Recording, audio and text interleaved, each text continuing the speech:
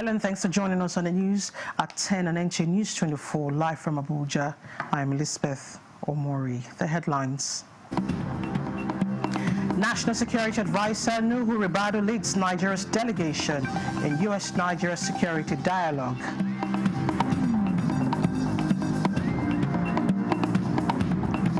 Senate set up committee to investigate implementation of Safe School initiative.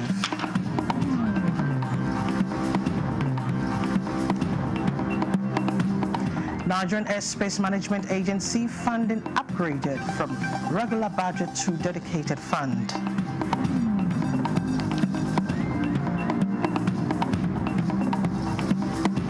Ministry of Labour and Employment takes major step towards digitization, launches enterprise content management system.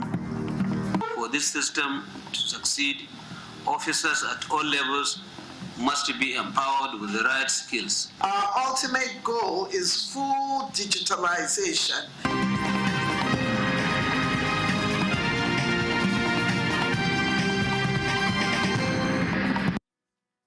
Now the news. President Bola Tinubu has approved the constitution of the Nigerian side of the U.S.-Nigeria Joint Working Group as part of steps to deepen collaboration in tackling security challenges in the country. The composition of the Joint Working Group was part of the agreement reached during the recent trip to Washington, D.C.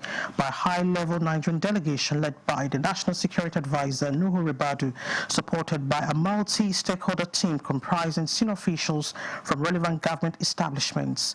Members of the Joint Working Group include the Minister of Foreign Affairs, Yusuf Tugar, Minister of Defense, Mohammed Badar Abubakar, Minister of Interior, Olubumi Tunji Ojo, Humanitarian Affairs, Dr. Bernard Doro, Chief of Defense Staff, General Olufemi Oluyede, Director General of the National Intelligence Agency, Ambassador Mohammed, and the Inspector General of Police, Kayode Egbetokun, Ms. Idiat Hassan of the Office of the National Security Advisor, and Paul Alabi of the Embassy of Nigeria in the U.S. will serve as the Secretariat. President Tinubu urged members of the Joint Working Group to work assiduously with their U.S. counterparts to ensure smooth operationalization of all agreements across sectors. Still on security, in furtherance of its resolve to ensure safety and security for students and teachers in areas affected by banditry and other security challenges, the Nigerian Senate has set up and had a committee to investigate the implementation of the Safe School initiative. The Safe School initiative was introduced to prevent breach of security in learning environment. National Assembly correspondent Lami Ali reports.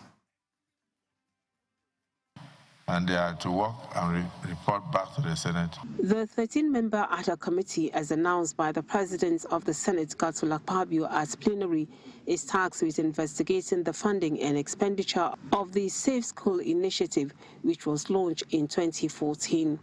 The decision to conduct the probe was reached last week when Senate discussed the recent abduction of students in schools, as it wondered how the security breach occurred when the initiative was in place.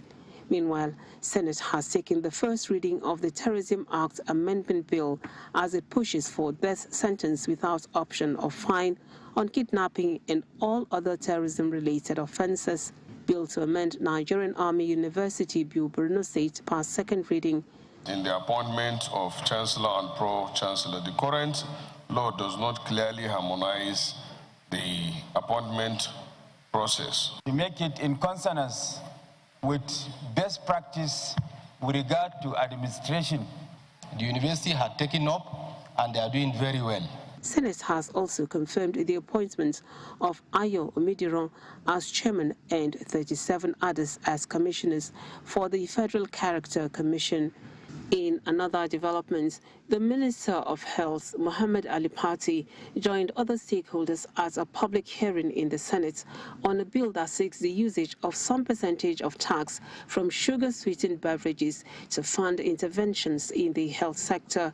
This additional revenue stream will help close critical deficits while ensuring the funds are used for their intended purposes. There's a trade-off between what comes by way of excise duties and what goes into the health sector. This bill is not only encouraging, but it represents a progressive evidence-based approach to public health financing as it demonstrates strong political will, provides sustainable financing for prevention programs, aligns fiscal policy with public health goals, and helps our country to advance towards universal health coverage. We believe that frequent excise increase risks contracting the manufacturing sector. We believe that Nigeria must therefore avoid public health policies that unintentionally create economic hardship. The committee reassured all that despite disagreements among stakeholders on the proposed legislation, the Senate will ensure transparency and fairness in the entire process. From the National Assembly, Lami Ali, NTA News. Meanwhile, lawmakers in the House of Representatives have continued their advocacy to beef up national security by calling on security agencies to step up their game in intelligence gathering and deployment of modern technology to track terrorists and their perpetrators. National Assembly correspondent Mitari Ikben brings us details. The police, the army. The debate on national security gets intense in the Green Chamber on the third and final plenary session of the week. We cannot pretend that these threats are isolated. The crisis is now national, and the suffering is real. Bullets alone cannot kill ideology. It is high time we tackle the issue of unemployment. I say kudos to Mr. President for declaring the state of emergency. But unfortunately, Mr. Speaker, the reward system in the Nigerian police is weak. We have enough force in this country to solve the problem, and that is why the Commander-in-Chief is taking this step forward. Critical questions are asked regarding the capacity of the intelligence agencies. NSA or DSS is being abused through a video.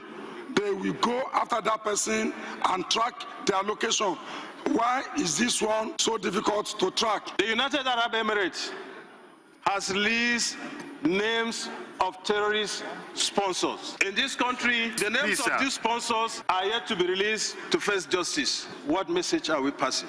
Create a national intelligence fusion center for real-time sharing of information. Deploy technology in such a way that will enhance our forces. To buy more drones and digitalize our security. As parliamentarians make recommendations, timely justice delivery is considered a deterrent to terrorist activities. There's this idea that justice is served differently, and it affects the problem. Establishment of special court or tribunal to try terrorism-related offenses.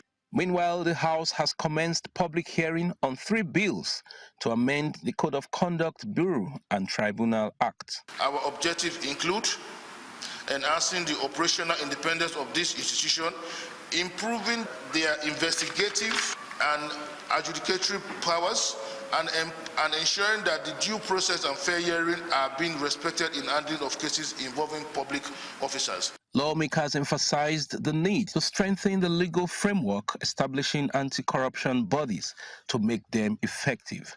From the National Assembly, Mitaire Ikben, NTA News. And 3 days after the presidential directive, about 12,000 officers have been recalled from VIP protection assignments. Inspector General of Police Kayode Egbetokun announced this at a meeting with strategic police managers at the force headquarters, Abuja. Francis Form reports. Criminal elements must not only be intercepted, they must be outmaneuvered.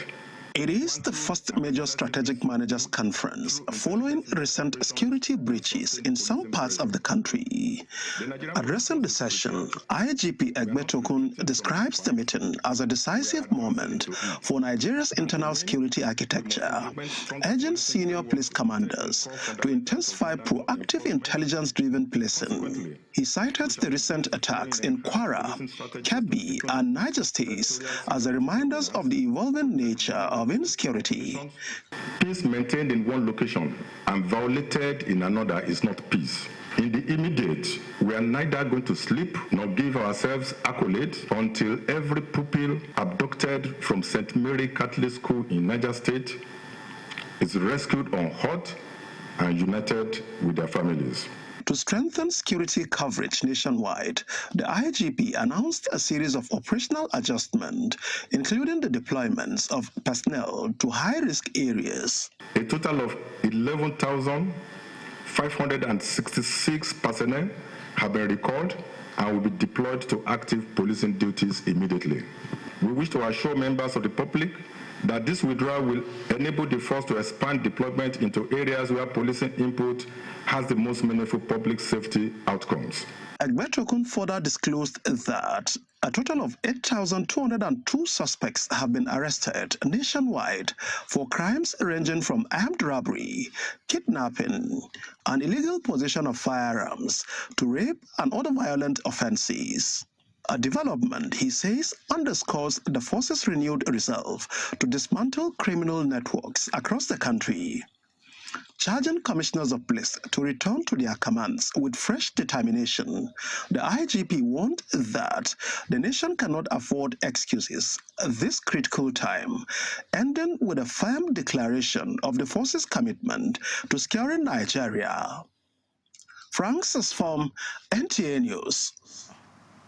In other news, the Minister of Information and National Orientation, Mohammed Idris, wants members of the APC support groups to also serve as watchdogs of the party's manifesto and the administration's 8-point agenda. This was at the maiden meeting between the government spokesman and leaders of various APC support groups held behind closed doors. Saliu Abdullahi Guanara reports. These are the faces behind those who carried the party's flag and provided support at the podiums and at the polling units that led to the victory of APC at the center. We still remain steadfast in our support for the government. We are part of the system, so if it is good, it's for us. If it's bad, for us. And that is why we are happy that you grant us this audience. Before the closed-door session, the minister updated them about the administration's performance within the last 2.5 years of its first-term mandate.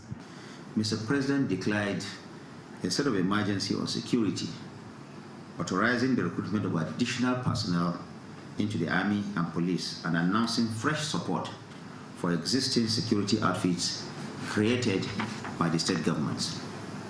He has also called on the National Assembly to expedite legislative action on the establishment of state police. The newly established Ministry for Livestock Development and the state governments will continue to work together to put a stop to open grazing and replace it with ranching. The Tinubu administration is laying a strong foundation for Nigeria's future by creating more opportunities for our youth, who constitute more than 60% of the entire population of Nigeria. We have an unprecedented number of youth heading ministries, departments, and agencies. Like its bold signature campaign messages, he said the administration is creating a sustainable future for Nigeria and Nigerians. Being a first interactive platform, their energy seems undiluted and their commitment steady for future engagement. In Abuja, Salihu Abdullahi Guanara, NTA News. This is the news at 10 on NTA News 24. Stay with us. More reports to come after this break. Bathy Furniture's legendary final sale of the year is here. This festive season, enjoy extra savings on luxury and comfortable sofa sets, modern and functional dining sets, sophisticated and smart bed sets, and our royal collections, classy, premium, and truly exclusive. Shop 10 million naira and receive a complimentary Daisy tea set. Spend 15 million and take home a 65-inch smart TV. Go higher at 20 million and experience unmatched comfort with our exclusive massage chair. Visit our showrooms in Abuja, Lagos, Kano, and Enugu, or shop online. It's big, it's bold, it's unforgettable. It's Bathy Furniture's legendary final sale of the year. And the National Productivity Order of Merit Award goes to... auto paste manufacturer to win the National Productivity Order of Merit Award by the federal government of Nigeria, endorsed by the Association of Private Medical Practitioners of Nigeria. This is an evidence of 100% natural goodness. Eat healthy to live longer. Buy now and enjoy up to 20% discount. Feel the power of precision, engineered to perfection. Every component is crafted with care, and each design is meticulously tested.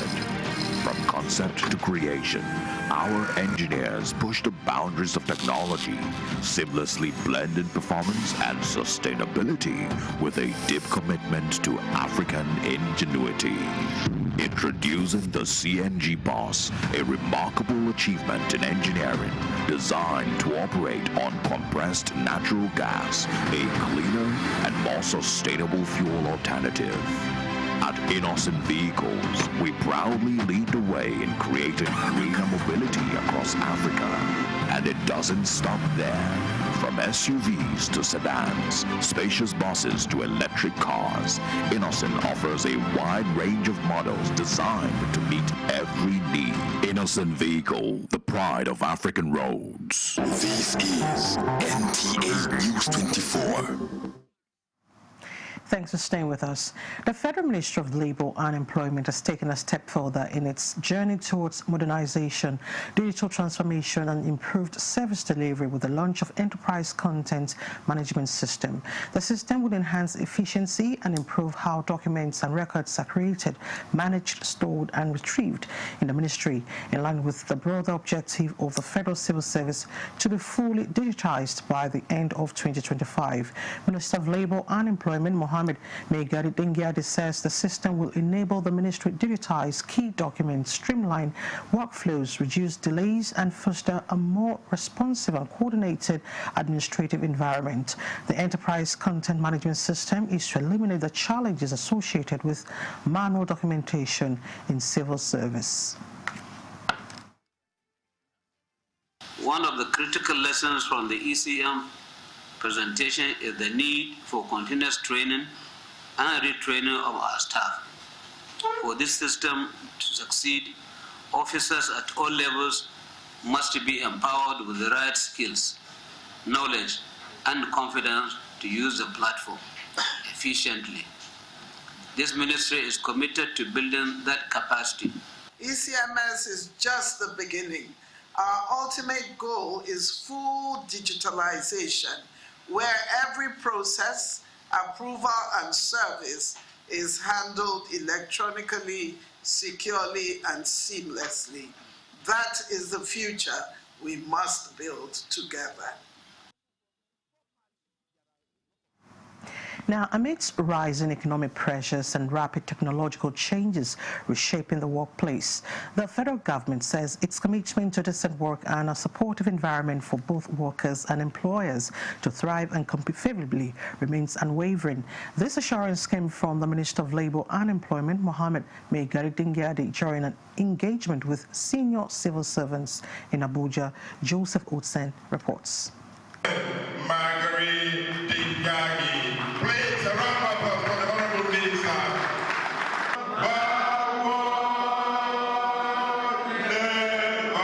Senior civil servants in Nigeria gathered to review development in the public service and exchange ideas on improving governance. In attendance is the Minister of Labour and Employment, Mohammed Megari Dingyadi, who assures workers that despite current economic pressures, government remains committed to decent work standards and reforms that will keep Nigerian workers competitive in a fast-changing global economy. Your constructive engagement in tripartite processes, especially in matters of job security, labor standards, and workplace productivity, remains invaluable. As the world of work continues to evolve, we must work together to equip our workforce with the skills and protections required for competitiveness in a rapidly changing global economy.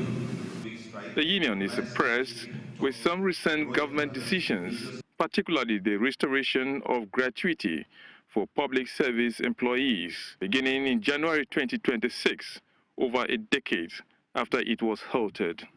The association has presented several memos to the Joint National Public Service Negotiating Council and letters to the presidency over the years, stressing the need for payment of gratuity to public servants to be restored, since it has stopped in 2024 after the Pension Reform Act was enacted.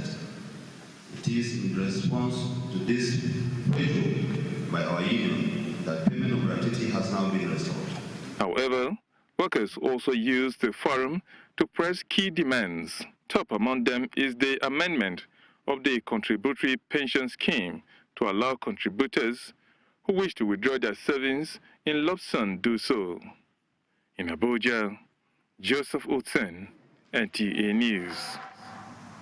In another development, President Bola Tinubu has approved special funding to upgrade Nigerian Airspace Management Agency's equipment, following the agency's procurement from the regular budget to a dedicated fund. The Minister of Aviation and Aerospace Development, Festus Keyamo, made the revelation at a quarterly stakeholders engagement.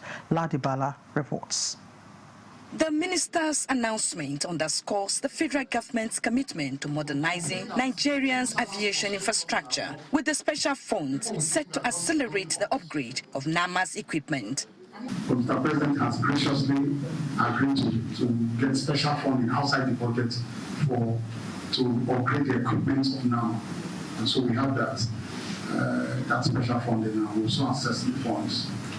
The Nigerian Airspace Management Agency has also granted 4 airports approval to operate up to 10 p.m. The airports are Eola International Airport, Sir Mbakwe International Cargo Airport, Owerri, General Tunde Idiagbon International Airport, Ilori, and Akanu Ibiam International Airport in Enugu. This decision follows calls from stakeholders to extend flight hours beyond the current Abuja-Lagos schedule. We upgraded communication equipment in 4 additional airports and additional equipment in 3 more airports. We have been able to install instrument landing system, which is meant for international flight. That is why we don't see delays in landing most of the time and delays in departure. NAMA has also established a fully functional flight calibration unit for checking navigational aid and validating instrument approach procedures. In Abuja, Ladibala, NTA News. Officials of the National Environmental Standards and Regulations Enforcement Agency, NESRIA, has shut down Cornerstone Company managed by Istanbul Quarry in Dutse area of Abuja after flying rocks from a blasting operation injured 2 staff and students of Graceland High School and damaged the school property. Investigations by NESRIA showed that the students were in their various classes writing examinations when they heard a bang at about 12:30 p.m. followed by flying rocks which destroyed the school buildings, with 11 students and 2 staff of the school sustaining various degrees of injuries. Nearby shops were also affected by flying rocks. Director General NESRIA, Professor Innocent Barikos, said the agency took the steps to shut down the facility as the operations were contrary to the provisions of the National Environmental Quarrying and Blasting Operations Regulations 2013. He said preliminary investigation shows contradiction to quarry operating procedure and regulations.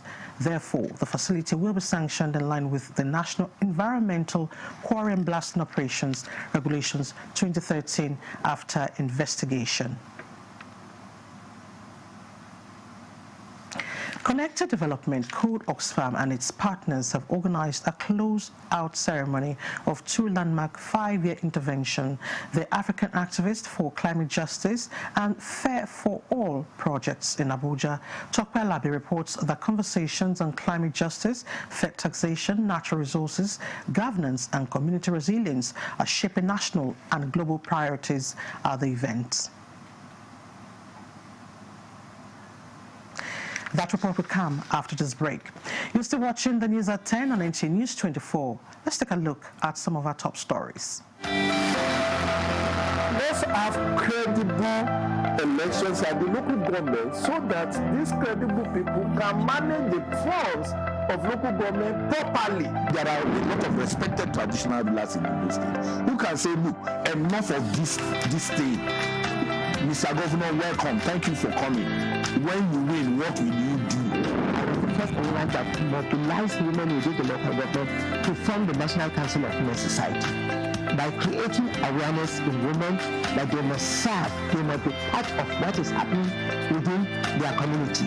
If you stop expenditure on infrastructure, how do you now attract investments? The state governors, the presidency, that's the federal government and the local government are all waiting for revenue from crude oil. Every state has something peculiar. So the emphasis now, if your local government has something peculiar to that particular local government, the emphasis should be keep producing that particular product. We need to do three things. Prevent the ability of the terrorist groups to generate funding, their ability to recruit, and then their ability to access weapons. Actually, like this way, title, I sit in the front row in the church. If I'm going to Muslim and calling people are passing in God's own house. What am I doing? I'm mentoring a new generation. Those things that the only way to be taken seriously is to be seen to have a lot of money. Nigeria, live every weekday between 7 a.m. and 9 a.m. on the network service of the NCN. This is NTA News 24. Thanks for staying with us. And Tokpa Alabi's report on fair justice for all is now ready, and we will take it. Nigeria stands at a critical juncture where the demand for accountable governance intersects with the urgent reality of the climate crisis. Over the past 5 years, Oxfam in Nigeria, funded by the Netherlands, has implemented the Power of Voices Partnership, PVP, to address these challenges. This comprehensive report documents the journey of two flagship projects, Fiscal Accountability for Inequality Reduction for All and African Activists for Climate Justice, highlighting the women-led shadow budget groups, reviewing over 1,500 federal projects, uncovering diversion and non-implementation of a 200 million solar streetlight project. We mobilized over 664 community members through the Africa Climate Caravan. We directly reached over 13,000 people across more than 10 states, supported 741 farmers with climate information in local languages. Collaboration with partners such as Code, Budget, and other civil society colleagues strengthen data-driven advocacy and community empowerment. Those communities that we worked with and beyond have actually been able to access the 3%. The 3% host community trust fund. Through these initiatives, Nigeria moved beyond delivering support to fundamentally shifting power, allowing communities to negotiate directly with extractive industries and become architects of their own climate adaptation plans. So where we are heading now is to give back to the people the power and the right to know their rights when it comes to climate justice. We are celebrating today and also keeping our eyes open to ensure that government keeps their own bargain of ensuring that every oil host communities have their host community development trust set up. Those who have the duty to care, to provide services, to make policies, are better aware. I don't see this as a close-up because from the revelations we've heard from COP30, it indicates that issues on climate change are just beginning. While the project is believed to have laid foundation for long-term systemic change, strengthening accountability system is key to connecting national reforms to tangible benefits across Nigeria. In Abuja, Tokpe Alabi, NTA News. To oil and gas, Minister of State Petroleum Resources, Oil, Senator Heineken Lokubiri said Nigeria has fulfilled its obligations as the host country of the African Energy Bank. Lokubiri was speaking in Abuja at a brief ceremony to showcase the bank to Secretary General African Petroleum Producers Organization, Dr. Umar Farouk Ibrahim.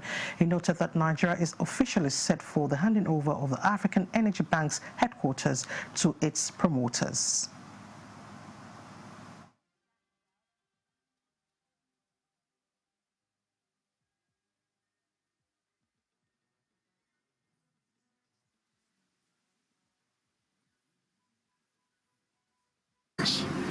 And the building is ready.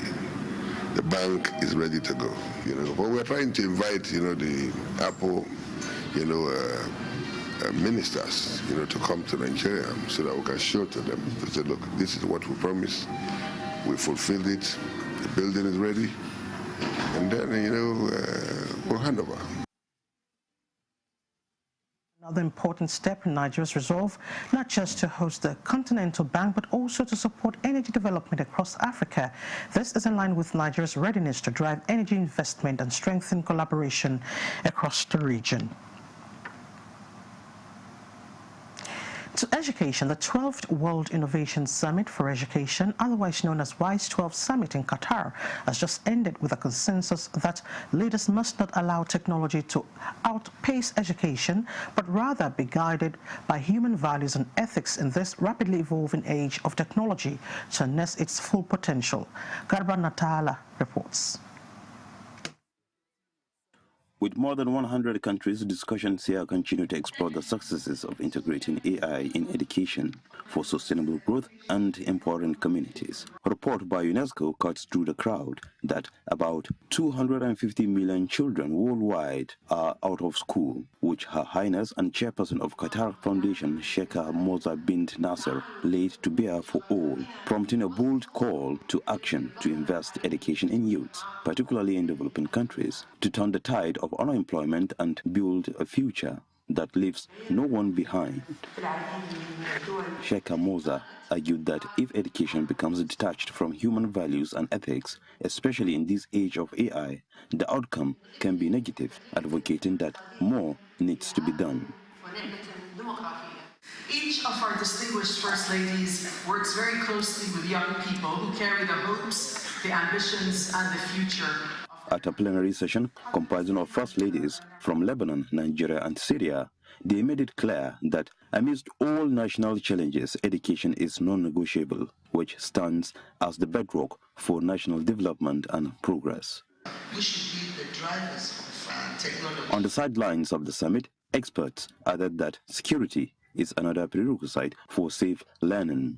Is to work with parents, with teachers, with the federal and state government to keep education really high on the agenda of what we deliver for young people. Specifically, not just looking at out-of-school children, but also basic services around education and looking at the different sectors as well along education. So whatever we are doing when it comes to education, we are complementing it with either health opportunity or even economic empowerment. For over a decade, since 2009, this summit has become a major international forum under Qatar Foundation's Global Education Initiative, where world leaders, innovators, and educators converge not just to discuss the future, but to build it. And this year, that future was celebrated with the WISE Prize for Education. The top prize, worth $500,000, went to TUMO, Center for Creative Technologies, an American-based program empowering youth through self-learning in creative technologies, followed by ICRA with $300,000 in second place, and the third place, Dassault Solutions, went with $200,000, proving that AI serves diverse population and their work delivers lasting systematic impact for learners and communities worldwide. It is a living proof. At the end of this summit, leaders here have shown that education has shaped lives and continues to champion innovation to part of opportunities. From Doha, Qatar, I am Garba Muhammad Natala, NT News. Now, the 5th edition of the Arab-Africa Trade Bridges Board of Governors meeting has opened in Abuja. Timothy Yusuf reports that the meeting, tagged B2B Agribusiness Matchmaking Event, was declared open by Nigeria's Minister of Finance and Coordinating Minister of the Economy, Wale Edom. The Arab-Africa Trade Bridges Program recently held its 4th Board of Governors meeting in Tunis, Tunisia, aiming to boost economic cooperation and trade between Arab and African countries. It's the 5th edition holding in Abuja, Nigeria, bringing together key stakeholders. The meeting focuses on food security with a $1.5 billion program established to address pressing challenges in the Arab and African region, as well as promoting regional value chains, trade finance and export credit insurance, with a special emphasis on sectors like agriculture, healthcare, infrastructure, and petrochemical. With more than $10 billion already generated in trade between Arab and Africa, more than 100 companies from across the world are here to tap into the trade initiative. I would like to, on behalf of the federal government of Nigeria, Nigeria's Minister of Finance and Coordinating Minister of the Economy, Wale Edu, described the meeting as strategic, moving from talk to action. We are here looking at ways in which investments can be unleashed, and in this particular case, cross-border, intra-African investments. So that really is the heart of what we are doing here. Under President Bola Ahmed Tinubu GCFR's renewed hope agenda to reform the Nigerian economy, Nigeria is implementing bold actions to reposition for rapid, sustained, and inclusive growth. So we have to look inward, we have to trade more with each other, we have to grow our economies together, the savings of our people being invested in productive activity. But it's really important that you seize this opportunity to go forward. Agribusiness is no doubt one of the fundamental aspects of any economy. It's important for economic diversification, it's important for sustainable impact, and above all, it's important for food security. With the theme catalyzing Arab-Africa trade, unlocking new frontiers in food and agribusiness trade, all of the 11 member countries of the Arab-Africa Trade Bridges are participating in this 5th edition of the Board of Governors meeting. Timothy Yusuf, NTA News. In Abuja, the Federal Ministry of Livestock Development brought together technical agencies and state-level officials for a high-level alignment workshop, harmonizing outcome indicators, validating a national M&E framework, and setting a new baseline to strengthen accountability across Nigeria's livestock sector. Ibrahim Damhan-Midu reports. Nigeria is taking a major step toward evidence-driven livestock sector management. And today's workshop focused on validating a national indicator set and aligning the monitoring and evaluation framework that will guide reporting to the presidency. It is about hard facts, that this is where you started from, this is where you are going, whether in the wrong direction or in the right direction. You need something to tell you that yes, you are going in the right direction, because this is an era of investment. The ministry says reliable data is now essential for showing measurable progress, from livestock health and productivity to disease surveillance, market access, and all the way to the beef on your plate. The alignment also harmonizes the ongoing baseline study across states. People are monitoring, people are evaluating us. We say we have 417 grazing reserves. We've been talking about this. How many have been rehabilitated? And that's why I had to go to Gongoshi yesterday. I had to go there. For the ministry, the goal is simple but crucial: to strengthen accountability and streamline reporting so that federal and state actions in the livestock sector can be measured, verified, and communicated to national leadership with clarity. And in the country these days, a lot of ministries are doing a lot, but they're reporting on their activities.